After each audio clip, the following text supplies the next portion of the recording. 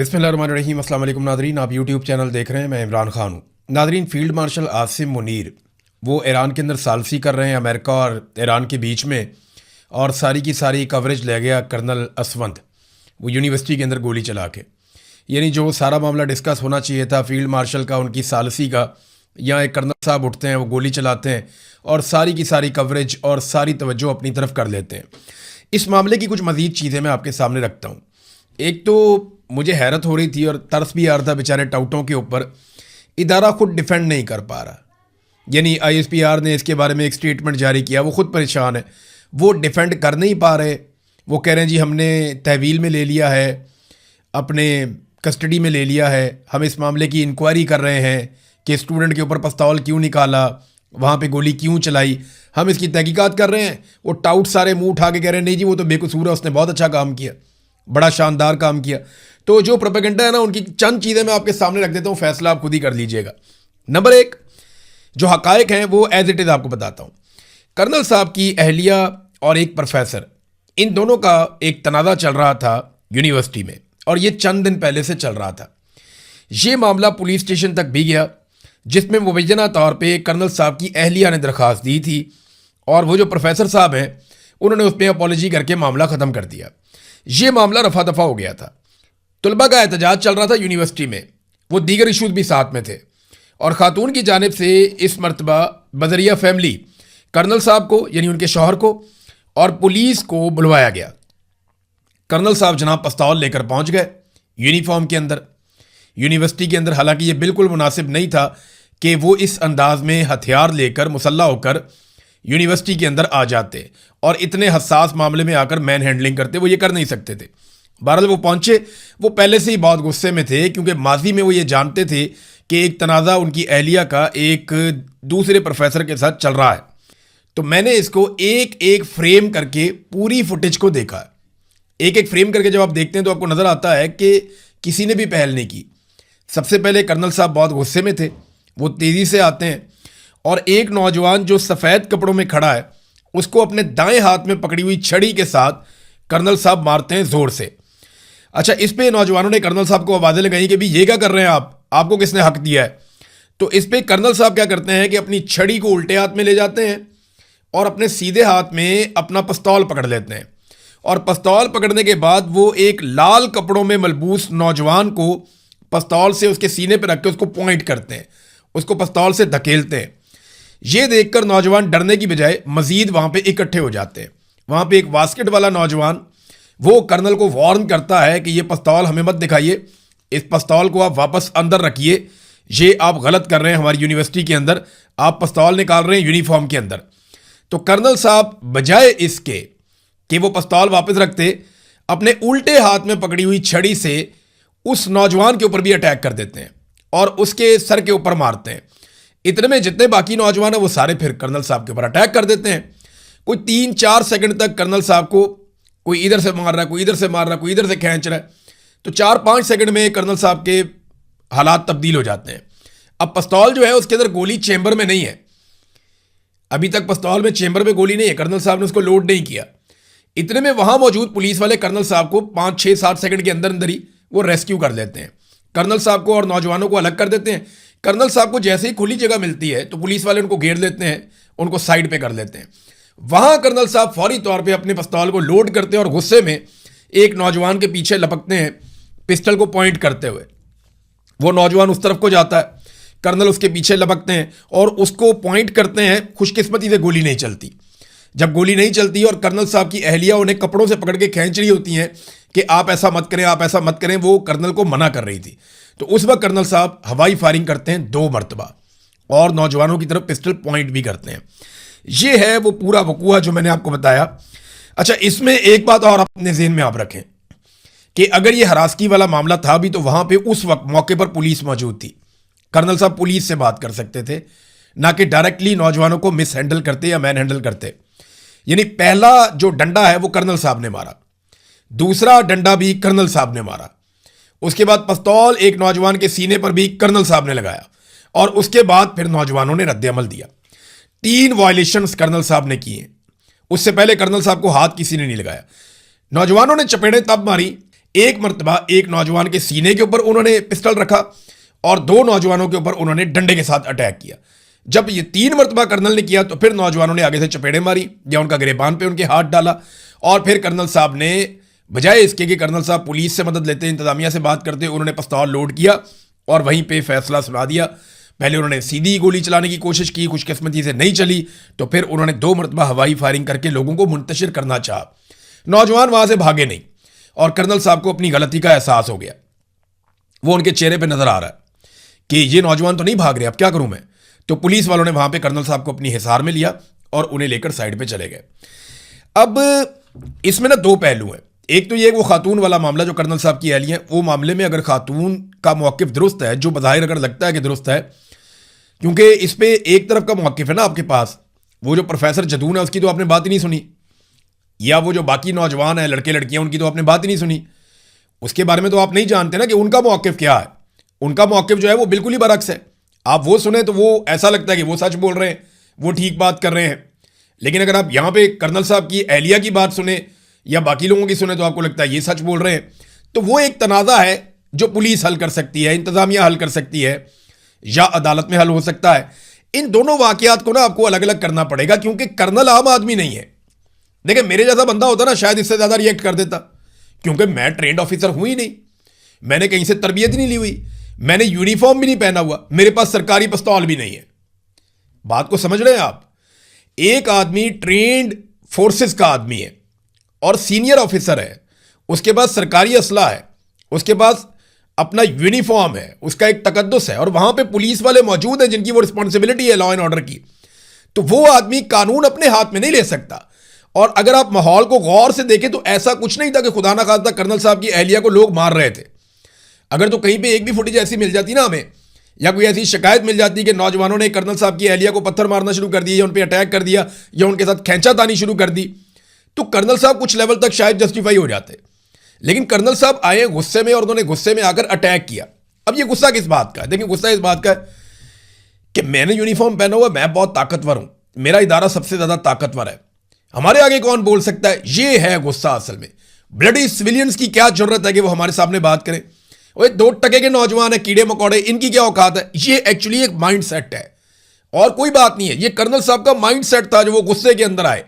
अब नौजवान पीछे नहीं उठे तो कर्नल साहब को अपनी गलती का एहसास हो गया। आप पूरी फुटेज निकाल के 10 दफा देखें, ये छोटा टोटा ना देखें, पूरी फुटेज निकाल के देखें, 10 मरतबा देखें, आपको पता चलेगा कर्नल साहब ने ही पहले 3 मरतबा उकसाया लड़ाई पे। 1 मरतबा डंडा मारा, फिर पिस्तौल सीने पे मारा, उसके बाद दोबारा डंडा मारा, और उसके बाद कर्नल साहब के ऊपर अटैक हो गया। फिर कर्नल साहब ने जो है वो बजाय, जब पुलिस ने कर्नल साहब को रेस्क्यू करके साइड पे कर लिया, तो कर्नल साहब बजाय साइड पे होने के उनकी गैरत ने गवारा नहीं किया, उन्होंने फौरन पिस्तौल लोड किया। और इस बीच में कर्नल साहब की अहलिया को किसी ने उंगली तक नहीं लगाई, किसी ने टच भी नहीं किया। हाँ, अब अगर वो मामला जो है इसमें अगर कर्नल साहब की अहलिया ठीक है तो दूसरे आदमी को सजा मिलनी चाहिए, बिल्कुल मिलनी चाहिए। किसी भी खातून को हरासा करने का किसी को भी पूरे पाकिस्तान के अंदर, क्या पूरी दुनिया के अंदर, कोई हक नहीं पहुंचता कि कोई भी किसी खातून को हरासा करे। लेकिन ये मामला जो है, ये दोनों तरफ का मौक़िफ़ सुनने के बाद आप फैसला करेंगे, एक तरफ का मौक़िफ़ सुनकर आप फैसला नहीं कर सकते। अब नाज़रीन, एक और चीज़ मैं आपको बताता हूं। टाउट्स जो है ना वो बयानिया पहले से ही बनाना शुरू हो गए हैं, तो इस केस में अब इंसाफ होता हुआ दिखाई नहीं दे रहा। यानी कर्नल की अहलिया के कहने के ऊपर 25 के करीब तलबा पे भी मुकदमा दर्ज हो गया।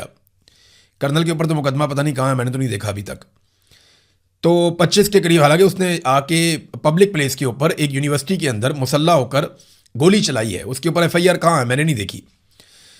और दूसरा जो है वो जो असफंदियार साहब की अहलिया हैं कर्नल साहब की, उन्होंने प्रोफेसर जदून समेत 25 से ज़ायद तलबा और तालिबात पर मुकदमा भी दर्ज कर दिया है।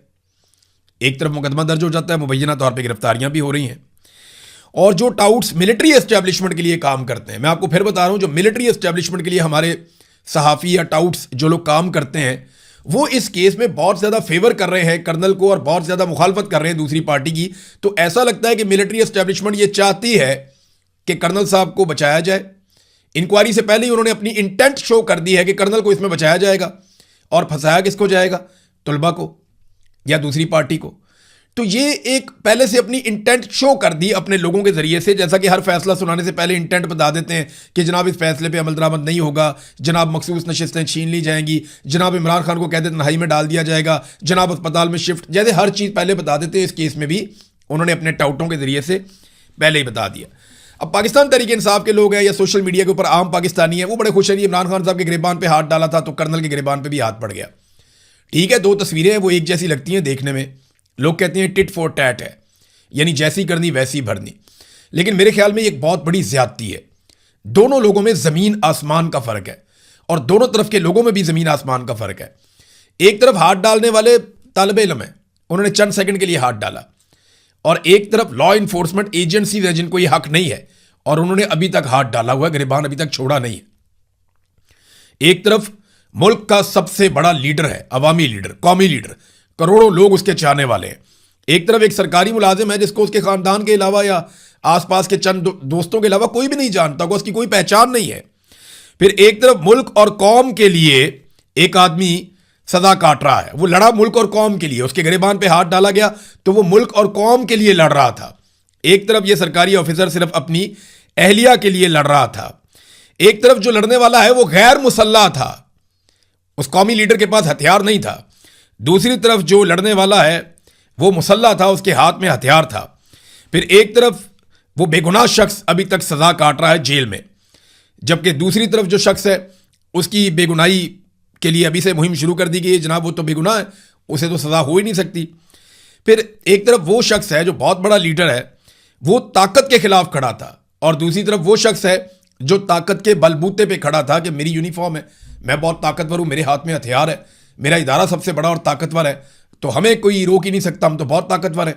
तो ये इमरान खान में और इसमें तकाबली जायजा जमीन आसमान का फर्क है, इन दोनों के अंदर बनता ही नहीं है। मवाजना होता है दो एक जैसी चीजों के बीच में। आप एप्पल्स को एप्पल्स के साथ आप कंपेयर कर सकते हैं, ऑरेंजेस के साथ आप कंपेयर नहीं कर सकते, यानी इनमें जमीन आसमान का फर्क है, ये एक जैसे हो ही नहीं सकते, मुमकिन ही नहीं है, ये भी ज्यादती है। अब नाजरीन, जो पूरा का पूरा सिस्टम है ना, इन तलबा के ऊपर दबाव डाल रहा है। मेरी इंफॉर्मेशन के मुताबिक बहुत सारे सहाफ़ियों ने बेचारे वो रब्ता करके कह रहे हैं कि इमरान भी पाकिस्तान से तो हम रिपोर्ट कर नहीं सकते। यूनिवर्सिटी के ऊपर भी दबाव है बहुत ज़्यादा। अब पूरे सिस्टम को हरास किया जा रहा है कि किसी तरह भी इस मामले का नतीजा वो निकलना चाहिए जो मिलिट्री एस्टेब्लिशमेंट चाह रही है। पूरा सिस्टम तलबा और उनके घर वालों को और यूनिवर्सिटी वालों को हरासा करने पर तुला हुआ है। और याद रखिएगा, ये जो कुछ भी हुआ ना, आप सोशल मीडिया पे देख लें, आवाम के अंदर देख लें जज्बात, तो लोगों में कितनी नफरत है। और ये नफरत लोगों ने नहीं फैलाई, ये नफरत पाकिस्तान की मिलिट्री एस्टेब्लिशमें ने फैलाई है। आपकी अपनी फैलाई हुई नफरत जो है वो अब आपके सामने आ रही है। जिस तरह आपने लोगों को मारा तो लोग अब रद्दमल उसी तरह देते हैं। मुझे याद है अच्छी तरह कि इससे पहले भी ऐसे वाक़यात हुए हैं। वो लोग कहते हैं ना कि जनाब फ़ौज के अंदर एहतसाब का बड़ा अच्छा सिस्टम है और फ़ौज के अंदर बड़ा अच्छा एहतसाब होता है। तो देखिए, अगर फ़ौज के अंदर अच्छा एहतसाब होता ना, तो हमूदुर्रहमान कमीशन की रिपोर्ट के ऊपर एहतसाब हो जाता। आधा मुल्क टूट गया, उसके ऊपर आज तक एहतसाब नहीं हुआ। मार्शल 4 मरतबा पाकिस्तान में लगाए गए, बार बार पाकिस्तान का आइन तोड़ा गया, एक मरतबा भी फ़ौज के अंदर एहतसाब नहीं हुआ। कारगिल में सैकड़ों जानें हमने गंवा दी, किसकी गलती से गंवाई, कौन इसके लिए रिस्पॉन्सिबल था, आज तक इसका एहतसाब नहीं हुआ। भारत ने हमारा पूरा सियाचिन का इलाका छीन लिया, उसके लिए कौन रिस्पॉन्सिबल था, किसकी जिम्मेदारी थी, आज तक तायुन नहीं हुआ, कोई एहतसाब नहीं हुआ। कैप्टन हमाद वाला मामला था बलूचिस्तान का, जहां पे डॉक्टर शादिया के साथ रेप का मामला है, मुबैना तौर पे बलूचिस्तान में कोई 10,000 से ज़्यादा लाशें गिर गई उस दिन के बाद से लेकर अब तक। इस मामले पे भी कोई मुहासबा नहीं हुआ। जनूबी पंजाब में पूरे थाने को फेंटी लगाई थी फौजियों ने आके, उस मामले का हमें आज तक नहीं पता चला कि उसके ऊपर क्या कार्रवाई हुई। और भी बेशुमार ऐसी एग्जाम्पल्स हैं। अभी भारत के अंदर एक पुलिस वाले ने बंदूक सीधी की थी सिर्फ नौजवानों के ऊपर, गोली नहीं चलाई, सिर्फ उसने बंदूक सीधी की थी नौजवानों के ऊपर, और उस पुलिस वाले को सजा मिल रही है। उस पुलिस वाले के खिलाफ कार्रवाई हो रही है कि तुम्हारी जुर्रत कैसी हुई कि तुमने नौजवानों की तरफ बंदूक की। हालांकि पुलिस वाले की ड्यूटी थी मॉब को कंट्रोल करने की, लेकिन उसने ये कमजोर हरकत की। अब ये जो कर्नल साहब है, इनकी तो वहां ड्यूटी भी नहीं है, ये उनका काम भी नहीं है। और अगर ये अपनी अहलिया को प्रोटेक्ट कर रहे थे, उनकी हिफाजत कर रहे थे, तो इनकी अहलिया पे आप पूरी वीडियो के अंदर देख लें, कोई ऐसे अटैक नहीं कर रहा था, अग्रेशन कर्नल साहब की तरफ से थी। नौजवान बार बार मना कर रहे थे, कर्नल साहब डंडे पे डंडा मारते जा रहे थे, सीने पे पिस्तौलें मारते जा रहे थे, फिर आखिर उनकी बस हो गई, उन्होंने कहा यार ये क्या बदतमीजी, ये बंदा चढ़ता ही जा रहा है। फिर उन्होंने आगे से मारना शुरू कर दिया। तो अपनी इज्जत जो है वो अपने हाथ के अंदर होती है। ये पैगाम है हर इदारे के लिए और हर ऑफिसर के लिए कि उन्हें इस बात को समझना पड़ेगा। अब नाजरीन एक चीज़ और है इसमें, आज मंगल का दिन है, क्योंकि ये अब आज की खबर है, इसकी तरफ आ जाते हैं। आज मंगल का दिन है और इमरान खान साहब की मुलाकात का दिन है। तो ये बड़ा इंपॉर्टेंट दिन है। मुलाकात करवाते हैं या नहीं करवाते, क्योंकि सुप्रीम कोर्ट ऑफ पाकिस्तान के ऑर्डर में 3 बड़ी चीज़ें थी। नंबर 1, अल-शिफा अस्पताल में मुंतकिल किया जाए और वहां पे मेडिकल बोर्ड बनाया जाए। नंबर 1 ये था, वो नहीं हुआ। पहली तौहीन अदालत हो गई, अदालत का एक हुक्म नहीं माना गया। दूसरा हुक्म था बच्चों से हफ्ते में 2 मरतबा टेलीफोन पे बात करवाई जाए। वो बात हुई या नहीं हुई अभी पता चल जाएगा। अभी जमाइमा की ट्वीट से तो लगता है बच्चों से बात ही नहीं हुई, लिहाजा ये दूसरा मामला भी तौहीन अदालत में जाएगा। तीसरा मामला ये था कि इमरान खान साहब की मुलाकात उनकी फैमिली से करवाई जाए और जो हफ्ते में एक दिन मुकर्रर है ये मुलाकात ज़रूर करवाई जाए। सुप्रीम कोर्ट ऑफ पाकिस्तान का ऑर्डर है, किसी और का नहीं है। अब देखना यह है कि ये जो तीसरा ऑर्डर है सुप्रीम कोर्ट ऑफ पाकिस्तान का, आज मंगल का दिन है, आज फैमिली की मुलाकात का दिन है, आज सुप्रीम कोर्ट ऑफ पाकिस्तान के ऑर्डर के ऊपर इमरान खान साहब की उनके ख़ानदान से मुलाकात करवाई जाती है या इस ऑर्डर को भी बूटों के तले रोन दिया जाता है, ये हम आज के दिन में देखेंगे। एक और चीज़ है बड़ी अजीब सी, मोहसिन नकवी को फरीक ना बनाकर पाकिस्तान तहरीक इंसाफ ने अजीबोगरीब काम किया। यानी जहां मेरे जैसे एक आम आदमी को समझ नहीं आ रही कि यार इसको फरीक क्यों नहीं बनाया, ये रिस्पॉन्सिबल है, आईजी भी इसके अंडर है, कमिश्नर भी इसके अंडर है, इस्लामाबाद का निज़ाम ये कंट्रोल करता है, अस्पताल भी इस्लामाबाद के अंदर है, ये आदमी फरीक क्यों नहीं बना? इसको पाकिस्तान तहरीक इंसाफ ने सारे मामले से बाहर क्यों रख दिया? वजारत दाखिला को इन्वॉल्व किया कि सेक्रेटरी दाखिला इन्वॉल्व है, लेकिन वजीर दाखिला इन्वॉल्व नहीं, ये कैसे हो सकता है? इसको बाहर क्यों रखा? अब जिस तरह मुझे समझ नहीं आ रही ना, ऐसे ही हुकूमत को भी समझ नहीं आ रही। हुकूमत ने उंगलियां उठाना शुरू कर दी। हुकूमती वज़रा कह रहे हैं जी मोहसिन नकवी को क्यों नहीं डाला? नून लीग के जो सहाफ़ी है वो ये कह रहे हैं कि मोहसिन नकवी को भी डालना चाहिए। इसकी 2 वजूहात हैं। एक तो वो ये जानते हैं कि मोहसिन नकवी जिस केस में भी उनके साथ फरीक बनेगा उस केस में वो बच जाएंगे, क्योंकि मोहसिन नकवी जो है उसकी बड़ी अजीज़दारी है आसिम मुनीर साहब के साथ। तो इस बुनियाद पर मोहसिन नकवी को तो कुछ हो नहीं सकता जब तक आसिम मुनीर साहब मौजूद हैं। लिहाजा जो भी मोहसिन नकवी के साथ किसी मुकदमे में जाएगा वो बच जाएगा। मोहसिन नकवी अगर साथ होगा तो तौहीन अदालत नहीं लगेगी, अगर वो साथ नहीं होगा तो तौहीन अदालत लग जाएगी। इस बात का खतरा भी है फेडरल गवर्नमेंट को। अब वो इस वजह से बड़े परेशान है। पीएमएलएन कहती है जी मोहसिन नकवी को साथ डाले। दूसरा वो ये भी सोचते हैं कि ये कोई खिचड़ी तो नहीं पक रही कि ये मोहसिन नकवी के साथ मिलकर पीटीआई वाले कोई खिचड़ी पका रहे हो। अगर पका भी रहे हैं ना तो मैं आपको एक बात बताऊं, मोहसिन नकवी आपको वहां रख के मारेगा जहां आपको पानी भी नहीं मिलेगा। ये मैं आपको इसलिए कह रहा हूं कि चौधरी बरादरान के साथ, इस चौधरी खानदान के साथ जो मोहसिन नकवी का ताल्लुक है ना, जो इसने उनके साथ कर दी है ना, किसी का भी सका नहीं हो सकता। आप ये देखिएगा मुस्तकबिल में तमाशा जो होगा, ये उनको नहीं बख्शा तो ये किसी और को क्या देगा? चौधरी खानदान को उनको बख्शा नहीं तो किसी और को क्या देगा? बहरहाल आप देखते जाए होता क्या है। लेकिन पाकिस्तान तहरीक इंसाफ ने बहुत ही अजीबोगरीब काम कर दिया। अच्छा, फजल रहमान साहब के साथ जाकर मिले। फजल रहमान साहब के साथ मुलाकात के बाद इन्होंने पार्लियामेंट के अंदर एक इत्तेहाद बना लिया है, पार्लियामेंट से बाहर इत्तेहाद बनाने की बात कर रहे हैं। 27 सितंबर को अब एहतजाज तो करना पड़ेगा। इमरान खान साहब ने अपने तर्ज अमल से ये मामला तो क्लियर कर दिया और एक बात बड़ी क्लैरिटी के साथ बहुत सारे जर्नलिस्ट सोर्सेज से बता रहे हैं कि इमरान खान का ये कहना है कि मुझे चाहे ये जेल में रखें, चाहे मुझे अस्पताल में शिफ्ट करें, 27 तारीख वापस नहीं होगी, अब उसके ऊपर तुमने एहतजाज करना है। लेट्स सी, चीज़ों पर नजर रखते हैं, आपके साथ शेयर करेंगे। अब तक के लिए इतने, अपना ख्याल रखिएगा, अपने चैनल का भी। अल्लाह हाफिज़।